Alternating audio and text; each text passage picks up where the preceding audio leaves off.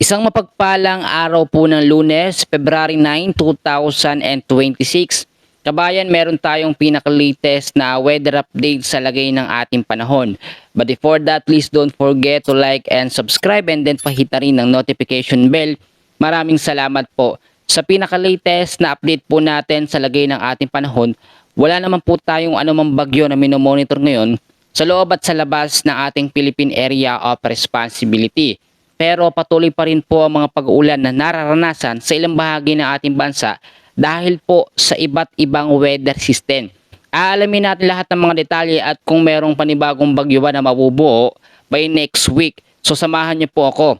Dito muna natin sisimulan. Sa tinatawag po natin na forecast weather condition, ito po yung mga weather system na nakakaapekto para makaranas po ng mga pag-ulan. So makinig pong mabuti.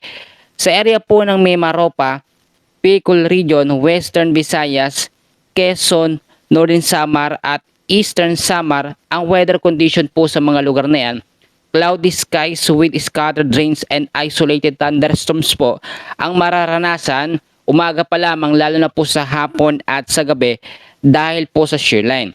Ang shearline po ay kumpul ng kaulapan dahil po sa salubungan ng malamig at mainit na hangin. So given na ang malamig na hangin ay ang amihan o northeast monsoon, pero yung mainit na hangin naman, ito po yung nanggagaling sa may karagatang Pasipiko, which is ang easterlies.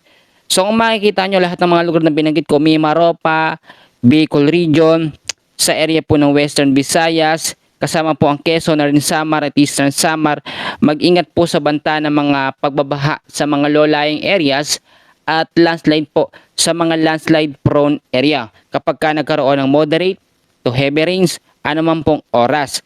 So sa area naman po ng Cagayan Valley, Nueva Ecija, nalalabing bahagi po ng Bulacan, Aurora, Rizal at sa May Laguna, ang weather condition po dyan ay cloudy skies with light rains dahil po sa northeast monsoon or hanging amihan. Present pa rin ang amihan season natin ngayon o ang amihan natin na patuloy din nagbibigay ng mga sama ng panahon sa Cagayan Valley, Nueva Ecija, Bulacan, Aurora, Rizal at sa May Laguna.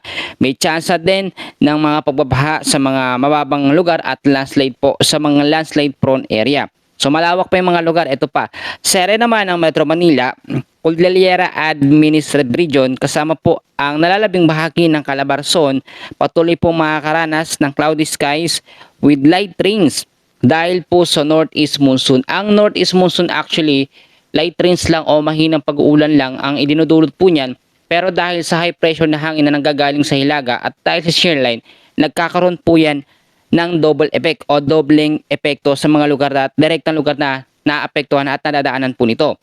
Ang nalalabing bahagi naman po ng Luzon at nalalabing bahagi ng Visayas at Mindanao, patuloy po makakaranas ng northeast monsoon at mga localized thunderstorms. Ang localized thunderstorms po natin sa Visayas area at dito po sa may Mindanao area na madalas tuwing hapon po hanggang sa gabi po ang mga pag-ulan.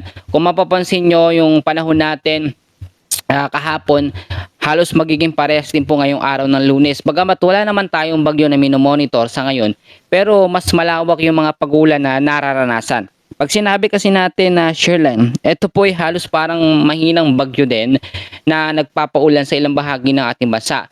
Ang kaibahan lamang pag weather system natin is shearline, northeast monsoon, easterlies, wala itong dalang mga hangin o malalakas po na hangin.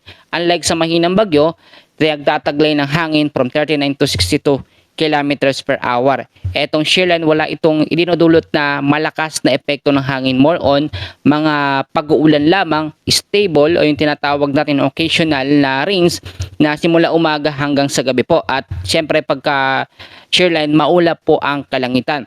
Sa ilang bahagi po ng ating bansa, no, especially dyan sa bandang Visayas area, ay nakaranas po ng mga pagbabaha at dami ng mga pag-ulan dahil po sa shearline. Kaya ngayon sinasabi ko, kahit wala tayong namomonitor na bagyo na paparating within the next 3 to 5 days, chinek po natin yan sa ating tinatawag na tropical cyclone threat potential, wala tayong banta ng panibagong bagyo. So clear naman tayo, pero ayon din sa ating nakikitang forecast, kahit wala pong bagyo, ay patuloy tayo makakaranas ng pag-uulan dahil sa iba't ibang weather system. Malapit na rin po ilabas ang heat index. Inaasahan yan bago po Tapos ang buwan po ng February, magkakaroon tayo ng heat index. Ibig sabihin nun, malapit na po ang tag-init. So sa ngayon, kabayan, yun po muna pinaka-latest sa update natin sa lagay ng ating panahon. Maraming salamat at God bless po sa inyong lahat.